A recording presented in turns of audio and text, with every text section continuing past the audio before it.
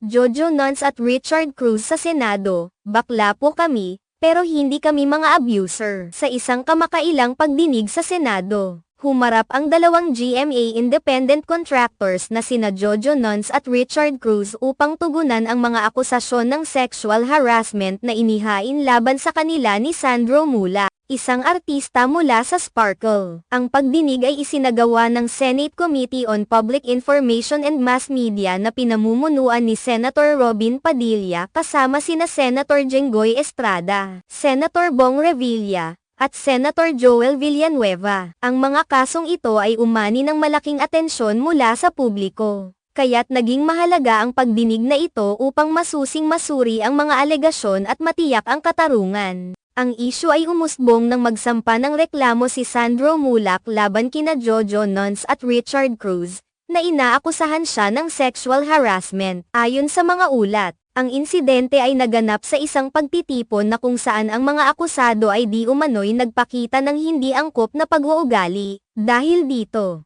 nagpasya si Mulak na magsampa ng formal na reklamo laban sa kanila, na naging dahilan upang maganap ang pagdinig sa Senado upang masusing imbestigahan ang mga paratang. Sa pagdinig, isang pangunahing pahayag na binigyang diin ni Richard Cruz ay ang pagtanggi sa mga akusasyon laban sa kanila. Iginiit niya na sila ay hindi mga executive ng GMA Network at walang kapangyarihan o impluwensya sa mga artista ng nasabing network. Ang kanilang tungkulin bilang independent contractors ay hindi nagpapahintulot sa kanila na magkaroon ng anumang uri ng awtoridad sa pag-manage o pagpapasya para sa mga artista. Kaya't binigyang diin ni Cruz na hindi totoo ang mga paratang na ibinibintang sa kanila. Si Jojo Nuns, sa kabilang banda, ay nagpahayag din ng kanyang paninindigan na wala siyang kinalaman sa mga paratang. Ayon sa kanya, ang mga akusasyon ay walang basehan at siya ay handang makipagtulungan sa anumang investigasyon upang mapatunayang walang katotohanan ang mga alegasyon. Nagbigay siya ng mga detalye kung paano ang kanyang trabaho ay tumutok lamang sa mga aspeto ng produksyon at hindi sa personal na relasyon o anumang hindi angkop na pag-uugali. Ang mga senador na nangunguna sa pagdinig ay naglaan ng oras upang talakayin ang lahat ng aspeto ng issue. Nagsagawa sila ng mga tanong upang makuha ang buong larawan ng pangyayari at malaman ang posibleng sanhi ng hindi pagkakaintindihan. Isinasagawa ang pagdinig sa ilalim ng matinding scrutiny mula sa media at publiko,